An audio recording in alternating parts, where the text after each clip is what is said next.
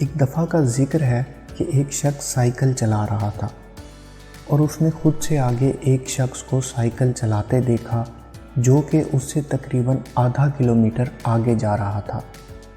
آگے جانے والا شخص تھوڑا کم رفتار سے جا رہا تھا تو پیچھے سے آنے والے شخص نے اسے کراس کرنے کا فیصلہ کیا۔ پیچھے والے شخص کا سفر ختم ہونے میں تقریباً کوئی 1 کلومیٹر ہی باقی تھا، لہٰذا اس نے تیز رفتاری سے سائیکل چلانا شروع کر دیا اور ہر گزرتے سیکنڈ کے ساتھ وہ آگے جانے والے شخص کے قریب آتا جا رہا تھا۔ چند منٹ کے بعد جب دونوں کے درمیان صرف 100 گز کا فاصلہ رہ گیا تو پیچھے والے شخص نے اپنی رفتار کو مزید بڑھا دیا۔ ایسے لگ رہا تھا جیسے وہ سائیکلنگ کی حقیقی ریس میں ہے اور ریس اپنے آخری مراحل سے گزر رہی ہو۔ آخرکار اس شخص نے آگے جانے والے شخص کو پکڑ لیا اور اس کے پاس سے فاتحانہ انداز سے گزر گیا۔ اندر ہی اندر وہ بہت خوش ہو رہا تھا کہ اس نے دوسرے شخص کو شکست دے دی، حالانکہ دوسرا شخص نہیں جانتا تھا کہ وہ دونوں ریس لگا رہے تھے۔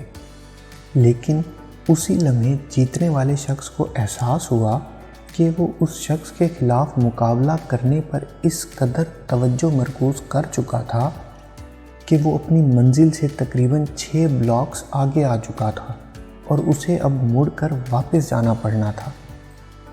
کیا ہماری زندگی میں بھی ایسا نہیں ہوتا جب ہم اپنے ساتھیوں، پڑوسیوں، دوستوں سے مقابلہ کرنے، ان سے آگے نکلنے کی کوشش کرنے یا یہ ثابت کرنے کی کوشش کرتے ہیں کہ ہم زیادہ کامیاب ہیں یا زیادہ اہم ہیں؟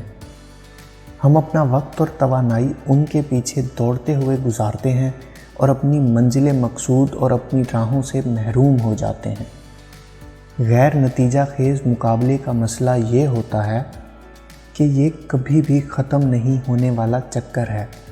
آپ سے ہمیشہ آگے کوئی فرد ہوگا، کوئی بہتر ملازمت والا، کسی کے بینک میں زیادہ رقم ہوگی، کوئی زیادہ تعلیم والا یا کوئی زیادہ خوبصورت ہوگا۔ زندگی نے جو کچھ آپ کو دیا ہے، اونچائی یا شخصیت، اسے قبول کرو، صرف خود پر توجہ مرکوز رکھیں اور صحت مند زندگی بسر کریں۔ قسمت کا کوئی مقابلہ نہیں ہوتا ہے۔ اپنی ریس اکیلے دوڑیں اور دوسروں کو خوش کرنے کی خواہش کریں۔ ویڈیو پسند آئی ہو تو لائک کیجئے اور مزید ایسی ویڈیوز کے لیے ہمارے چینل کو سبسکرائب کریں۔ شکریہ۔